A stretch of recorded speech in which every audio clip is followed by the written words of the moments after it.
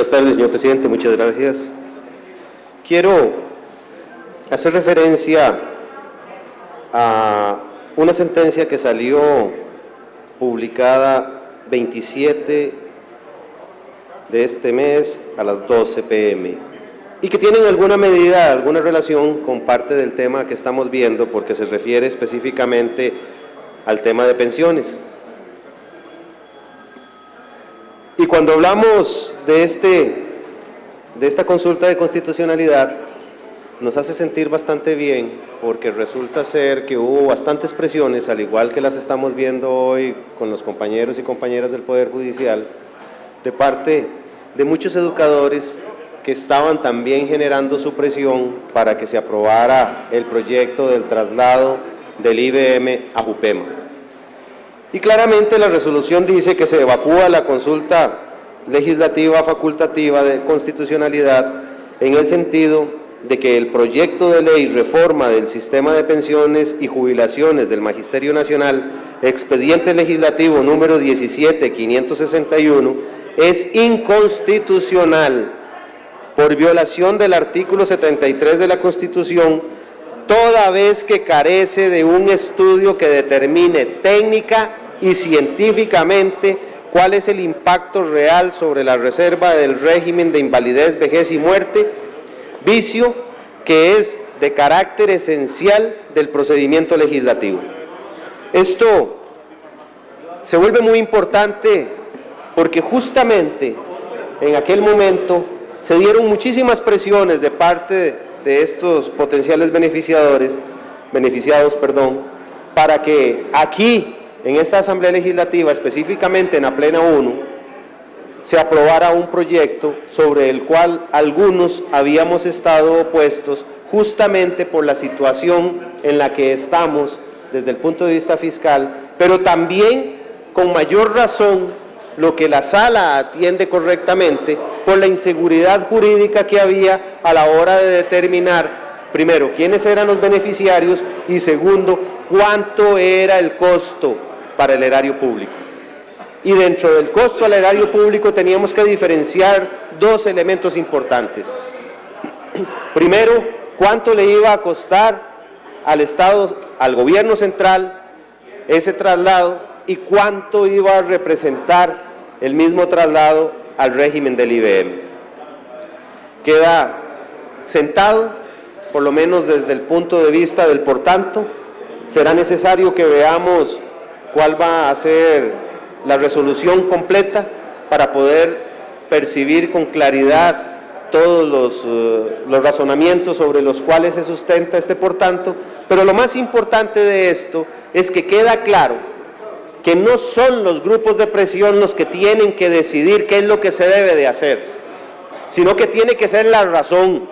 tiene que ser la técnica, tiene que ser producto de algo que efectivamente haya pasado por la discusión, que haya pasado por el análisis, que haya pasado por el tamiz justamente de lo que se pretende que se haga en el Parlamento, que es el analizar cada una de las situaciones y tomar una decisión en función del interés del Estado y de la ciudadanía en general. Y quiero aprovechar esto porque así como en aquel momento tuvimos presiones muy fuertes, tal vez de menos impacto porque los beneficiarios podrían ser menos, de hecho en estos instantes estamos reviviendo el mismo tema magnificado. Eso significa de que cuando este tipo de presiones se dan, la clase política empieza a ceder de manera populista, porque empiezan a haber primero votos y después temores, y es cuando la democracia como tal empieza a tener posibilidades de ser cercenada, cuando la clase política no comprende cuál es su trabajo, cuál es su labor y cuál es su responsabilidad. Si bien es cierto, a nosotros nos toca que legislar para toda la ciudadanía, legislar para toda la ciudadanía no significa poder satisfacer a todos y a todas las ciudadanas.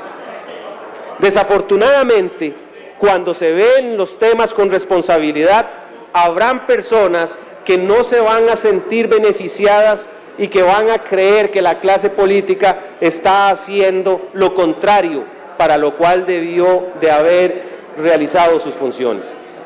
Pero eso no es así. Significa que aquí nosotros tenemos que tomar decisiones que de verdad sean producto del razonamiento y no simplemente de la afinidad que se tenga con algún grupo u otro de acuerdo a nuestras afiliaciones o de acuerdo a nuestros intereses o a nuestras relaciones constitucionarias. Eso significa que las cosas se tienen que ver responsablemente, se tienen que ver tal cual debe de ser. Y en este sentido quiero enlazar lo que ha sucedido con el proyecto de JUPEMA con lo que hoy estamos viendo con el régimen de pensiones del Poder Judicial. Todos queremos mejores condiciones,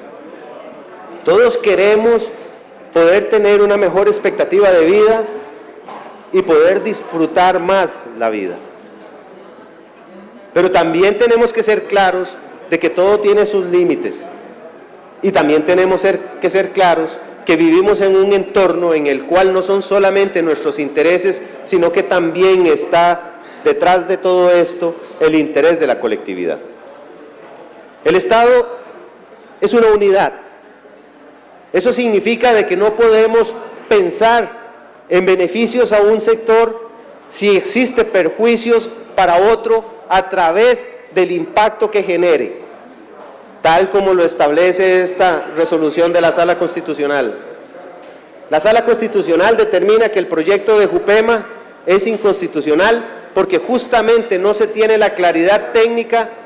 ni científica para poder definir cuál va a ser el impacto sobre el IBM. ¿Qué significa eso?